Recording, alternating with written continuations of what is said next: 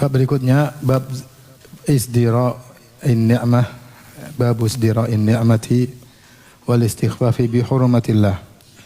Bab tentang meremehkan nikmat Allah dan menggampangkan perkara-perkara yang diharamkan oleh Allah Subhanahu wa taala. Ya.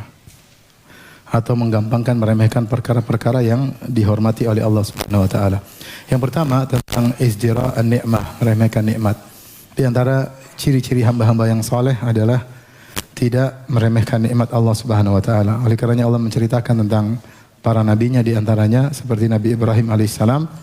Allah berfirman tentang Ibrahim alaihissalam, "Inna Ibrahim kana ummatan qanitan lillah hanifan wa lam yakun minal musyrikin syakiran li an'umih ijtabahu wa hadahu."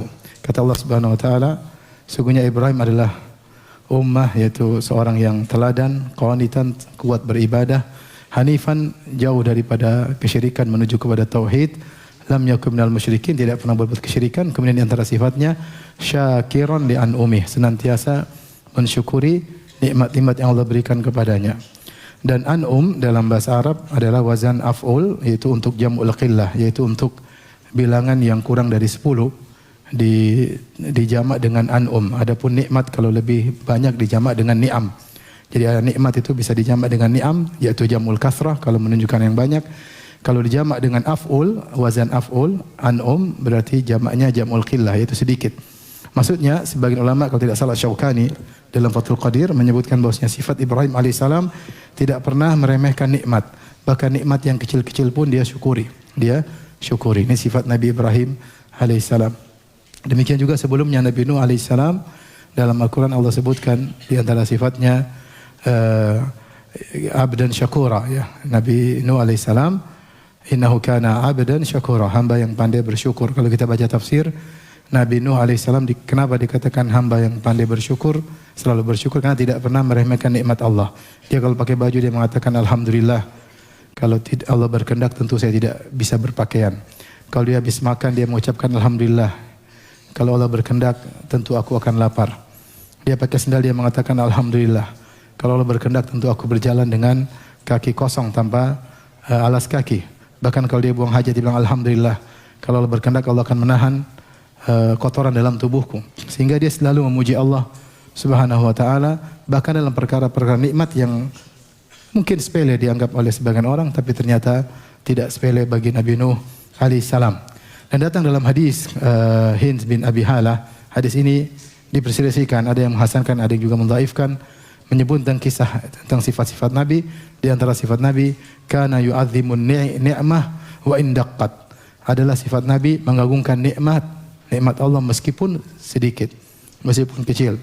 Nabi SAW mengagungkan nikmat meskipun sedikit atau kecil. Ini adalah nikmat, ini adalah sifat orang saleh, tidak meremehkan nikmat Allah Subhanahu wa taala. Sebaliknya di antara perkara yang buruk tercela adalah meremehkan nikmat Allah Subhanahu wa taala. Dan di antara sebab meremehkan nikmat Allah Subhanahu wa taala karena selalu sering lihat ke atas. Ya, makanya Nabi sallallahu alaihi wasallam bersabda, "La tanzuru ila man fawqakum, walakin inzuru ila man asfala minkum, fa innahu ajdaru alla tasdaru ni'matallahi 'alaikum." Janganlah lihat ke atas urusan dunia, tapi lihatlah ke bawah agar kalian tidak meremehkan nikmat Allah yang Allah berikan kepada kalian. Kita ini kurang bersyukur, kenapa? Karena sering lihat ke atas. Apalagi dengan adanya medsos, dengan adanya tayangan-tayangan, apalagi sekarang musim orang pamer-pamer kekayaan, pamer-pamer kebahagiaan, sehingga seorang harusnya sudah bahagia, akhirnya tidak merasa bahagia. Seorang harusnya sudah bercukupan, dia merasa tidak cukup. Kenapa dia melihat ke atas? Suami istri tadinya sudah bahagia, tapi gara-gara istrinya suka berkelana di dunia maya, lihat temannya, suaminya bawa istrinya jalan-jalan ke luar negeri, sementara dia cuma diajak jalan-jalan ke Bekasi. Akhirnya dia pun sedih. Waduh gimana? Akhirnya padahal sudah harusnya dia mensyukuri. Alhamdulillah masih diajak jalan-jalan, masih banyak orang tidak bisa jalan-jalan ya. Gara-gara melihat ke atas akhirnya dia akhirnya meremehkan nikmat yang Allah berikan kepadanya. Dia udah punya mobil, tapi lihat orang beli mobil baru, lebih mahal. Dia sudah mobil tipe yang sama, tapi ada yang beli mobil model terbaru, akhirnya dia meremehkan, mobil sudah lama, sudah, padahal baru 2-3 tahun. Seperti itu akhirnya seorang tidak mengagungkan nikmat Allah dan meremehkan apa yang Allah berikan kepada. Ini musibah yang terjadi di zaman sekarang.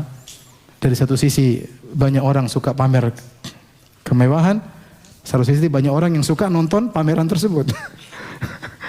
Kita cuma salah satu dari keduanya. Kalau nggak suka pamer, suka nonton yang dipamerkan.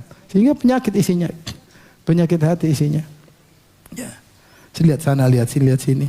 Coba kalau istri nggak pernah lihat medsos, udah dikasih uang 100.000, syukron abi,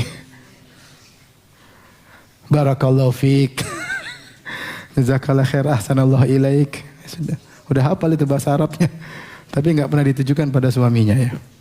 Tapi kalau sering lihat medsos apa 100.000, 1 juta, 10 juta, nggak ada nilainya, nggak ada nilainya. Allah sudah kasih kenikmatan luar biasa, tidak ada nilainya. Makanya Nabi suruh melihat ke bawah agar kita tidak meremehkan nikmat. Lihat bagaimana saudara kita di Palestina, di negeri-negeri sana ya, hidup mereka susah ya. Di Syam sekarang baru merdeka, baru membangun negeri, kita sudah banyak kenikmatan kita rasakan ya. Seorang bersyukur kepada Allah Subhanahu wa taala ya. Dan memang tidak akan ya, namanya dunia ini tidak akan sempurna karena Allah ciptakan ini tidak sempurna ya. Mau bagaimanapun hidup kita pasti terkontaminasi dengan kesedihan, dengan kekhawatiran, pasti sakit ya, tidak mungkin nggak sakit ya, tidak mungkin sehat terus ya. Pasti nangis, nggak mungkin ketawa terus. Kalau ketawa terus orang gila. Ya, pasti sedih, tidak mungkin bahagia terus. Sifat dunia. Agar kita tahu bahwasanya ini cuma sementara. Ada di sana kehidupan yang abadi, yang senantiasa gembira dan senang, tidak pernah sakit, tidak pernah tua, dan seterusnya. Siapapun di dunia ini orang tidak akan sehat terus. Dokter pun sakit. Dokter sakit nggak? Sakit. Orang kaya sakit nggak? Raja mencret nggak? Presiden mencret nggak? Emang antum aja yang mencret. Raja juga mencret. Ya. Semua orang sakit. Ya. Oleh karenanya kalau kita dapat nikmat, kita lihat ke bawah agar kita senantiasa bersyukur kepada Allah. Mensyukuri nikmat itu ibadah tersendiri. Mensyukuri nikmat alhamdulillah, alhamdulillah itu ibadah tersendiri. Bahkan cepat mendatangkan keridhaan Allah. Apa kata Nabi sallallahu alaihi wasallam? Innallaha la yaghdha an abdihi idza akala al-aklata an yahmadahu 'alaiha wa idza syariba syarbata an yahmadahu 'alaiha. Sungguhnya Allah sungguh ridha kepada seorang hamba kalau dia makan satu makanan maka dia puji Allah. Jika dia minum satu minuman maka dia puji Allah. Dia tidak meremehkan nikmat. Dia tidak meremehkan nikmat. Bahkan diriwayatkan Syekh Utsaimin meriwayatkan dari Imam Ahmad, ya, Imam Ahmad rahimahullah, kalau setiap makan beliau memuji Allah Subhanahu wa taala. Setiap suapan beliau memuji Allah Subhanahu wa taala ya. Mensyukuri nikmat meskipun kelihatannya sepele. Tapi di antara bentuk mengagungkan nikmat, tidak meremehkan nikmat adalah nikmat tersebut tidak dibuang-buang secara mubazir ya. Kalau kita punya makanan berlebih jangan kita remehkan, buang aja, kasih orang yang membutuhkan. Kasih orang yang membutuhkan ya. Itu namanya kita mengagungkan nikmat. Allah kasih kita rezeki, Allah kasih kita uang, jangan kita biarkan rezeki tersebut akhirnya terbuang sia-sia. Dan Allah membenci idha'atul mal. Idha'atul mal yaitu membuang harta tanpa ada faedahnya. Maka kalau ada kita mau makan ya secukupnya, sisanya kita berikan kepada kaum muslimin yang membutuhkan. Masih banyak yang membutuhkan. Itu namanya kita tidak meremehkan nikmat. Ya, sampai Nabi SAW mengajarkan kalau kita makan sampai kita berusaha menjilat jari kita karena kita nggak tahu keberkahan ada di mana. Benar-benar dihabisin, dihabisin sehingga makanan tidak terbuang-buang. Sehingga kita tidak meremehkan nikmat Allah Subhanahu wa taala.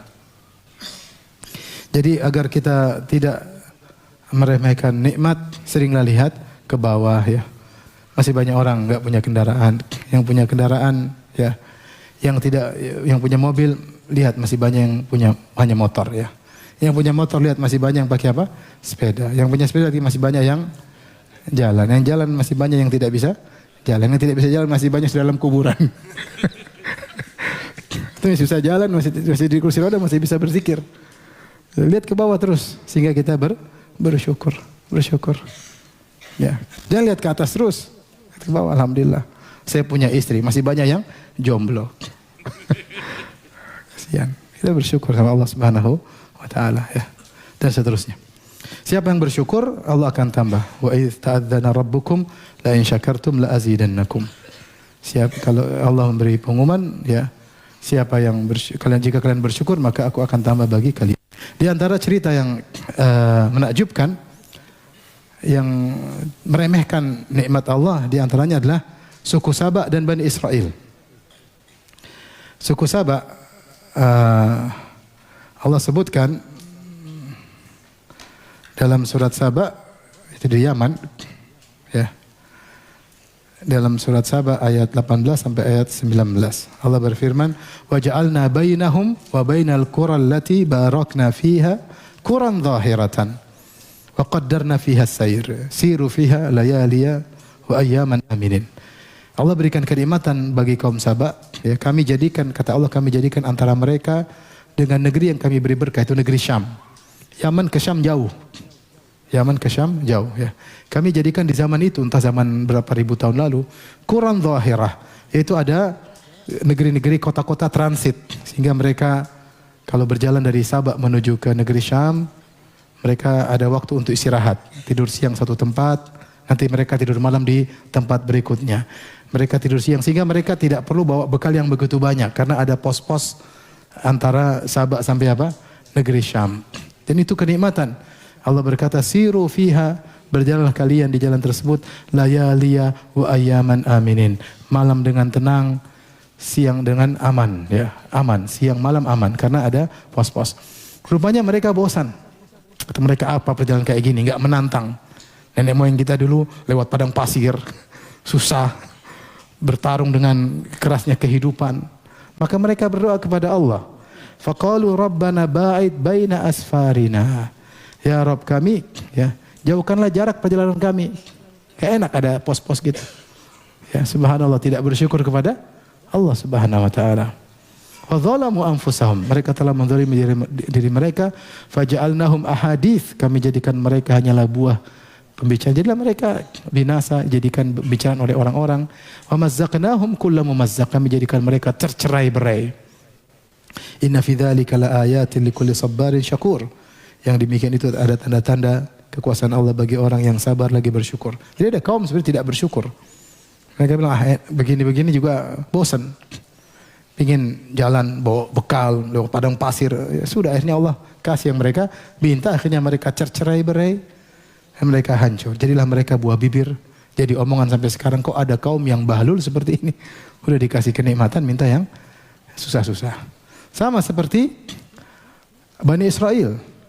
Wa nazzalna alaikumul manna wassalwa. Allah telah berikan mereka nikmat apa? Alman wassalwa. Alman wassalwa ada yang mengatakan dari surga, buat makanan dari surga.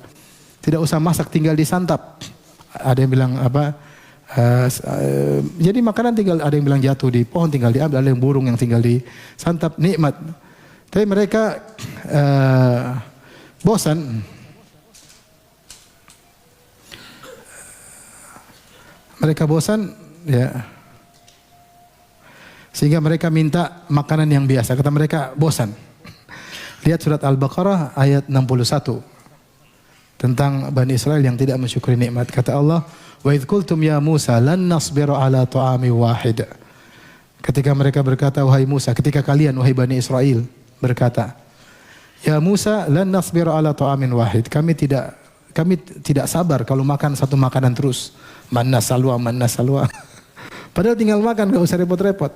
Ibarat tinggal ke restoran makan dan pasti enak. Pasti enak.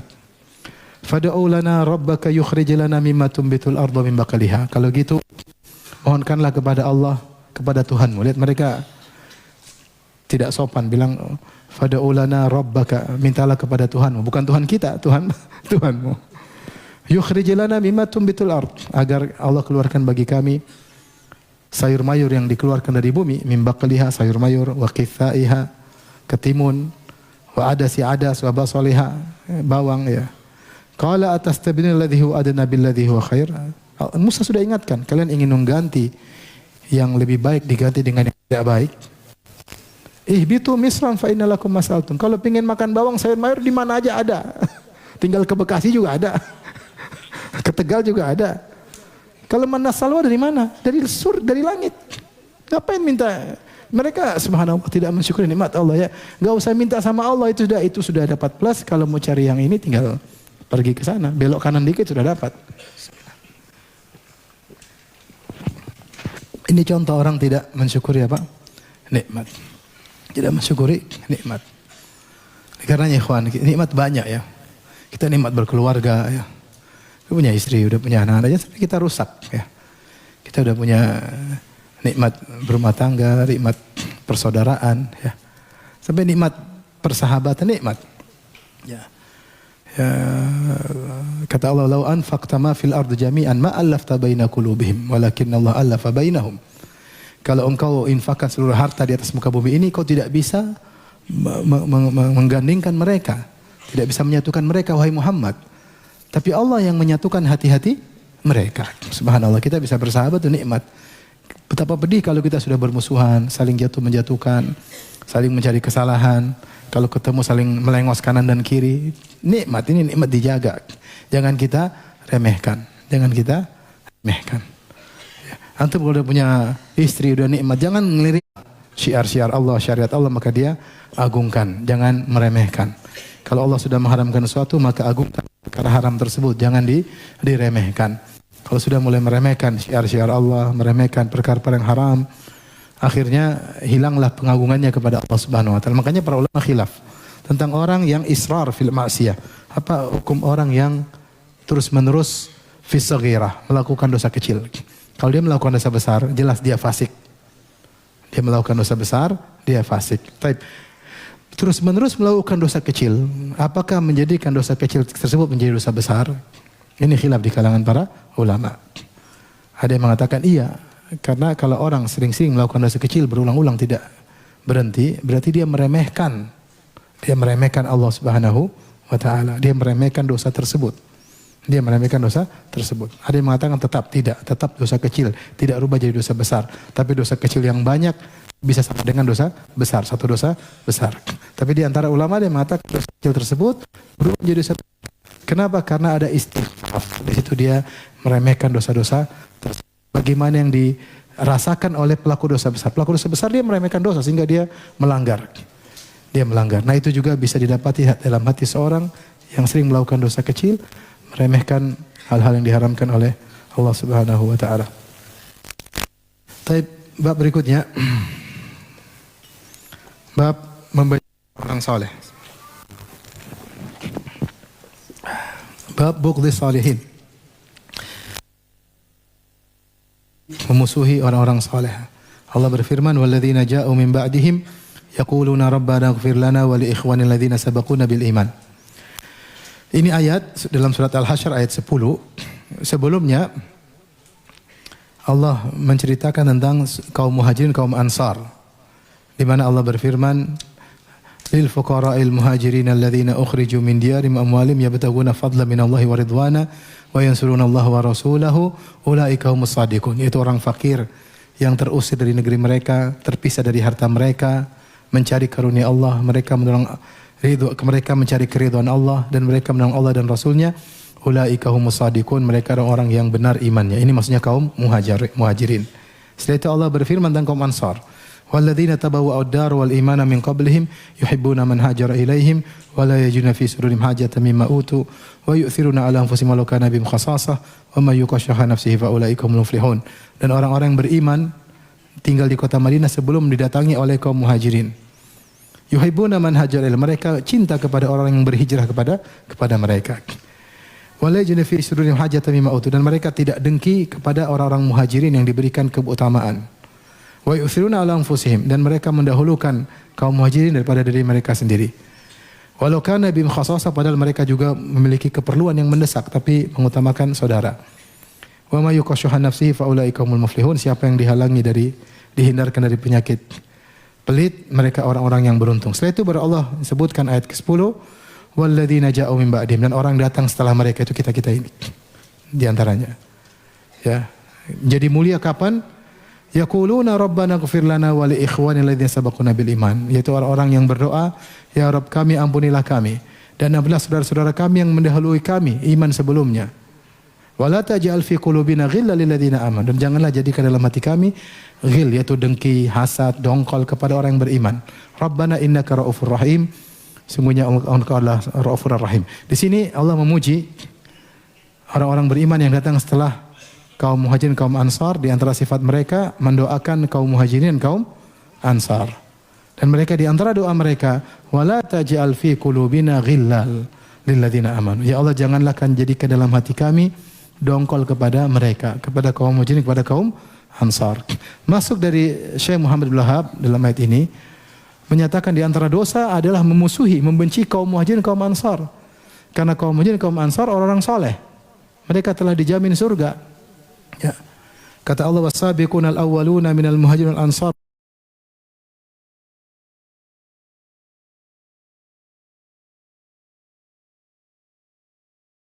Siapa yang memusuhi waliku berarti dia mengajak duel denganku. Ngeri. Ngeri. Dan siapa yang berduel dengan Allah dia pasti hancur dunia dan akhirat, cepat atau lambat. Tapi Allah punya makar, caranya tidak langsung, terkadang pelan-pelan, secara halus, tapi kemudian akan hancur sehancur-hancurnya dunia dan akhirat. Maka kita bahkan kalau ada ulama, kita tahu ulama ini menghabiskan umurnya untuk Islam, dia punya kesalahan, kita kritik dengan hormat. Dia salah begini, wajar, manusia tidak ada yang sempurna. Syekh Albani rahimahullah salah biasa, bisa dikritik. Kita di kampus dulu juga guru-guru kita sering mengkritik Syekh Albani, tapi dengan penghormatan, karena tidak ada yang sempurna. Ya. Bahkan saya pernah bahas hadis tentang sholat 20 rakaat didhaifkan oleh Syekh Albani rahimahullah. Itu Umar ketika menyuruh Ubay bin Ka'ab untuk menjadi imam sholat tarawih. Dalam sebagian riwayat Umar menyuruh 20 rakaat. Dalam sebagian riwayat 11.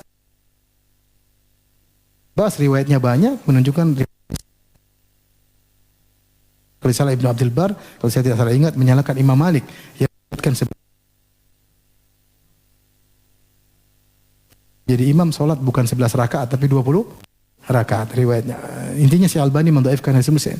Saya sama guru saya kumpulkan sanad-sanadnya. Kemudian saya bilang, "Syekh, ini bagaimana?" Albani menurut guru saya ngomong dengan subhanallah, dengan penuh penghormatan. Syekh,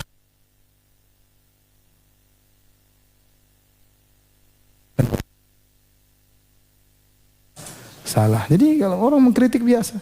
Syekh Albani meneliti 100.000 hadis. Dia salah 2.000, apa masalahnya? Taruhlah dia salah 2.000 hadis.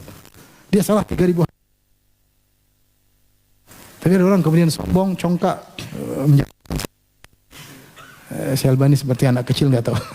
Ini ya akhirnya umurnya habis buat hadis Nabi SAW. Kita kalau kritik ulama boleh, nggak ada yang masalah. Apalagi kita menukil ulama lain, kita ini siapa? Kita berkata ulama begini, nggak ada masalah. Tapi ingat, orang-orang soleh kedudukan di sisi kan membenci, kita akan jatuh cepat atau lambat. Ya. Oleh karenanya itu para ulama yang lain juga, para ulama yang semuanya ulama tidak ada maksum. Ya. Mereka sudah menghabiskan umur mereka untuk Islam, berkhidmat kepada kaum muslimin. Kalau salah kita kritik dengan cara yang baik. Jadi siapa yang memusuhi wali Allah, maka siap berduel dengan Allah Subhanahu wa taala. Hadis berikutnya dari Abu Hurairah radhiyallahu anhu, la yubghidul ansara rajulun yu'minu billahi wal yawmil akhir. Tidaklah seorang yang beriman kepada Allah dan hari akhirat membenci kaum Ansar. Tidak mungkin. Kalau ada yang membenci kaum Ansar, pasti dia munafik. Makanya ketika Allah menyebutkan tentang sahabat Nabi di akhir surat Al-Fath, kata Allah Subhanahu wa taala, Muhammadur Rasulullah walladzina ma'ahu ashadda 'alal kuffar rahama'u bainahum tarahum ruk'an sujada yabtaguna fadlan minallahi wa ridwana simahum fi wujuhihim min athari sujud dzalika mathalun fit Taurat mathalun fil Injil kazarin akhraja shat'ahu fa'azarahu fastaghladha fastawa 'ala suqi yu'jibu az-zurra'a liyaghidha bihimul kuffar. Kata Allah, Muhammad adalah utusan Allah dan orang bersamanya itu para sahabat tegas kepada orang kafir, ruhama'u bainahum, dan mereka saling, mereka sifat mereka para sahabat ruk'an sujada, mereka saling ruku, mereka sering sujud, Untuk apa? Ya betaguna fadla minallahi wa ridwana. Mereka cari karunia Allah, mereka mencari keridhaan Allah. Jadi para sahabat itu ditazkiyah oleh Allah bukan cuma zahir, batin mereka. Allah bilang ikhlas, shadiqun. Allah puji batin mereka. Ya. Kemudian kata Allah, "Dzalika mathalun fit Taurat." Itulah penyebutan para sahabat di Taurat. Di Taurat bukan cuma disebut Nabi Muhammad, bahkan para sahabat juga dipuji dalam Taurat. Seperti Allah sebutkan, "Wa mathaluhum fil Injil." Para sahabat juga dipuji di Injil. Seperti apa? Kazar'in akhraja syata'ahu fa'azara. Seperti tumbuhan yang menurunkan tunasnya, kemudian menjadi kuat, jadi fastaghladha, fasta'awala suq, tebal, kemudian kokoh di atas akarnya. Yu'jibuz zurra, yang membuat orang yang namanya tenang, senang. Ibarat Rasulullah mendidik mereka sampai mereka menjadi generasi yang hebat, menyenangkan Nabi SAW. Setelah itu Allah berfirman, liyaghidha bihimul kuffar. Agar Allah bikin orang kafir benci dengan mereka. Orang kafir kalau dengar sahabat mereka benci. Sehingga sebenarnya mengatakan siapa yang benci kepada sahabat kafir, karena Allah berfirman demikian. Liyaghidha bihimul kuffar. Menjadikan sahabat membuat orang-orang kafir benci. Bagaimana membenci Ansar yang tolong Nabi siapa? Ansar. Mereka diberi gelar oleh Allah Ansar, para penolong Nabi SAW. Yang ketika mereka nolong Nabi, mereka berbaiat di Baiatul Aqabah. Mereka diingatkan, tahukah kalian kalau kalian mengajak Muhammad pergi ke Madinah, tahukah kalian berarti kalian menyatakan perang kepada seluruh manusia. Al-Ahmar, yang putih, yang hitam, semuanya. Eropa, Romawi, kita akan perang lawan mereka. Tahukah kalian kalau kalian ajak Muhammad, kalian tolong di Madinah, berarti kalian bermusuh dengan orang Arab seluruhnya. Kata mereka, kami tahu dan kami siap. Subhanallah, kaum Ansar. Mereka tahu resiko ketika mengajak Nabi untuk berhijrah. Kemudian ada orang datang belakangan benci sama kaum Ansar. Apa ente ini punya jasa buat Islam apa? Ya.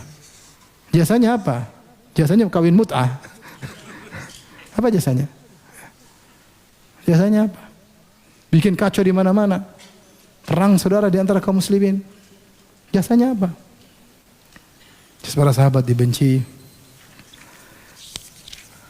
Lanjut apa sudah? Lanjut. Taib, terakhir, babul hasad.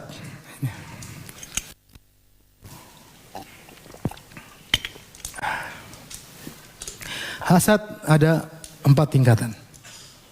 Yang pertama, yang paling rendah, karahiyatu an-ni'mah al-ghair. Benci orang dapat nikmat, benci doang, enggak suka. Hampir semua orang kena. Lihat ada orang beli mobil baru, jengkel. Kenapa? Jengkel aja. Lihat ada orang kawin lagi, jengkel. Jengkel aja. Lihat orang ada naik haji, jengkel. Lihat ada orang buka toko baru, jengkel. Kok jengkel? Gak tahu kenapa, jengkel aja. Itu namanya hasad. Itu hasad paling rendah. Dan inilah kata Ibn Taimiyah rahimahullah, la yakhlu jasadun min hasad. Tidak ada jasad, tidak ada badan yang selamat dari hasad. Walakinnal karim yukhfih wal laim yubdih. Tapi orang yang mulia dia sembunyikan dan dia berusaha lawan. Adapun orang yang buruk dia akan menampakkannya. Sekedar benci saja sudah disebut apa? Hasad.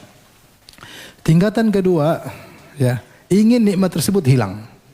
Ingin nikmat tersebut hilang tapi tidak usaha. Pingin, berangan-angan seandainya.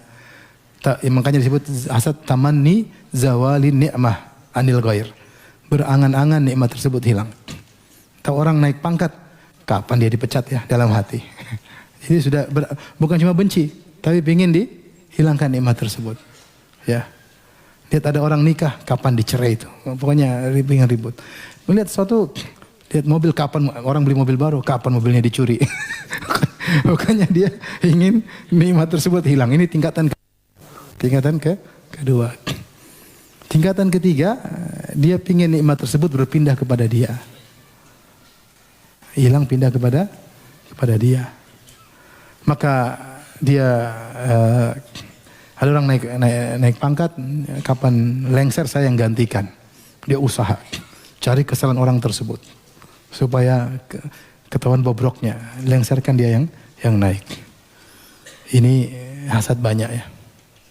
Banyak seperti ada orang jualan kios sama kios laku.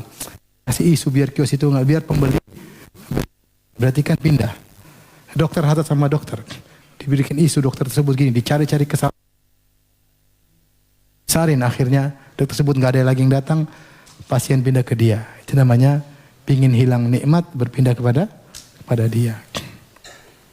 Ada orang punya istri cantik, kapan suaminya mati biar biar pindah ke saya. Ini ya, ini nomor berapa tadi? Lebih parah daripada ini, hasadnya iblis. Itu tidak perlu pindah kepada saya, yang penting sama-sama sial seperti saya. Iblis ingin Adam masuk neraka. Tidak mesti dia yang Adam keluar dia yang masuk surga, enggak. Kalau bikin Adam keluar dia yang masuk apa? Surga, enggak. Dia bilang enggak apa-apa, saya enggak usah masuk, yang penting sama-sama di neraka. Ini paling parah. Karena dia benar-benar hatinya busuk. Tidak ada keuntungan yang didapatkan di balik itu. Kalau tadi kan ada untung, suami mati diambil istrinya, kan ada untung enggak? Ada untung. Ini enggak, ini benar-benar sama-sama hancur. Busuk hatinya. Ada seperti gini, ada. Orang kaya miskin seperti saya, gimana dia miskin seperti saya, gimana caranya? Gimana dia sakit, bagaimana menderita seperti saya, itu namanya hasad tingkat tinggi. Ini hasad lebih parah. Hasad nomor 4. Taib. Dan hasad biasanya disertai dengan aplikasi. Dia usaha untuk menghilangkan nikmat tersebut. Maka ini lebih berbahaya. Nanti akan kita jelaskan. Tapi di sini Syekh membawakan beberapa dalil. Yang pertama, qaulullah Ta'ala, am yasuduna atahumullah min fadli. Apa kalian hasad kepada orang-orang yang Allah berikan nikmat kepada karunia kepadanya? Itu orang Yahudi hasad kepada orang Arab.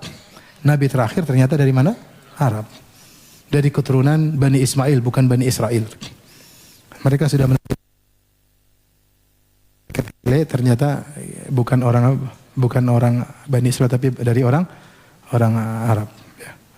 Makanya disebut oleh para ulama, kita tidak akan dapatkan kisah Nabi Hud dan Nabi Samud dalam Taurat dan Injil yang ada sekarang. Padahal kisah Nabi Hud dan Nabi Samud, Nabi Saleh, kaum Samud, kaum Ad dan kaum Samud dengan nabinya Nabi Hud dan Nabi Saleh disebutkan dalam Al-Quran.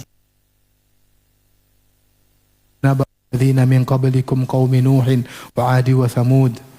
Bukankah telah datang kepada kalian wahai Bani Israel, ya, kisah-kisah orang sebelum kalian, Nuh, Samud, Ad. Jadi ma'ruf.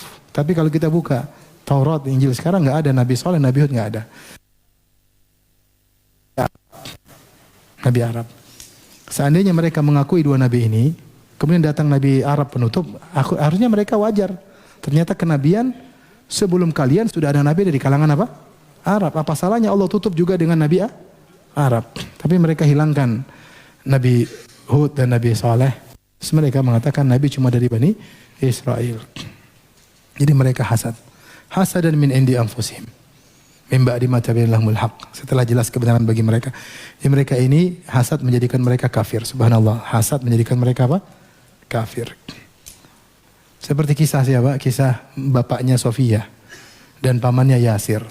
Ketika mereka dengar Nabi datang ke Madinah, pagi-pagi waktu golas, kata Sofia, mereka berdua keluar semangat, pingin lihat Nabi tersebut, pingin ngecek. Mereka pergi ke daerah Kuba, tunggu kedatangan Nabi, kemudian mereka lihat. Setelah mereka pulang sore sudah lemes. Sofia mendengar bapaknya dan pamannya berbicara. Ahua, apakah itu orang kita tunggu-tunggu Nabi terakhir? Kata bapaknya, iya itu. Terus bagaimana sikapmu? Apa kata bapaknya? Adawatuhu ma baqiyad dahar. Memusuhinya selama aku hidup. Subhanallah. Dia udah tahu itu Nabi yang ditunggu-tunggu. Tapi karena bukan dari Bani Israel, dia kafir. Hasad. Hasad itu luar biasa. Hasad luar biasa. Hasad yang menjadikan Iblis alaihissalam nekat kufur kepada Allah. Karena hasad. Nenek moyang mereka Iblis yang kufur sebelumnya. Ya. Kemudian Yahudi juga kufur. Ya. Hasad ini berbahaya. Ya. Kemudian juga membuat hal yang lain seperti membunuh, seperti anak Adam. Watlu alaihim naba abani Adam bil haqqi idh qarraba qurbanan fatuqbila min ahadihima lam yataqabbal min al-akhar qala aqtulannak. Sampaikanlah tentang dua kisah anak Adam yang memberikan kurban kepada Allah, diterima satunya, tidak diterima yang satunya. Yang tidak diterima berkata, la aqtulannak, sungguh aku akan bunuh engkau, dan akhirnya dia bunuh. Kenapa? Hasad.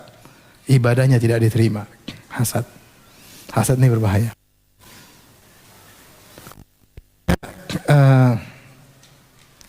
Seharusnya yang benar, ya seorang kalau ada seorang dapat nikmat dia bahagia.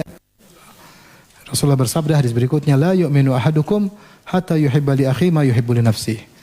Tidak beriman salah seorang dari kalian sampai dia menghendaki bagi saudaranya apa yang dia sukai untuk dirinya. Kalau dia suka dapat kenikmatan, dia ingin saudara juga dapat kenikmatan. Kalau dia pintar, dia ingin saudara juga pintar. Bukan sebaliknya dia hasad. Kalau dapat saudara kenikmatan, dia ikut bahagia. Alhamdulillah, sudah saya dapat kenikmatan. Alhamdulillah.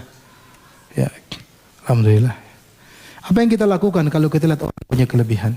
Kita berdoa, Allahumma inni as'aluka min fadlik. Apa doanya?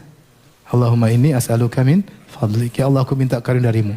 Karunia apa aja, tidak mesti seperti itu. Allah berfirman dalam surat An-Nisa ayat 32, "Wala tatamannaw ma fadallahu bihi ba'dakum 'ala ba'd. Lirijal nasibun mimma iktasabu wal nisa'i nasibun mimma iktasabu." Ya, mimma iktasaban. Janganlah kalian berangan-angan meminta apa yang Allah berikan kelebihan satu di antara kalian. Jangan kalian berangan-angan ya. Masing-masing sudah ada diberikan. Kemudian kata Allah, "Was'alullaha min fadlih." Mintalah karunia dari Allah. Ini jadi kalau kita terpukul ada orang punya mobil baru, ya Allah bagusnya.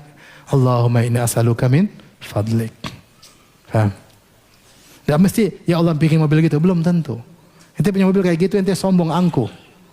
Paham? Nanti didatangi perempuan akhirnya berzina. Karena tertarik sama mobil ente bukan sama ente.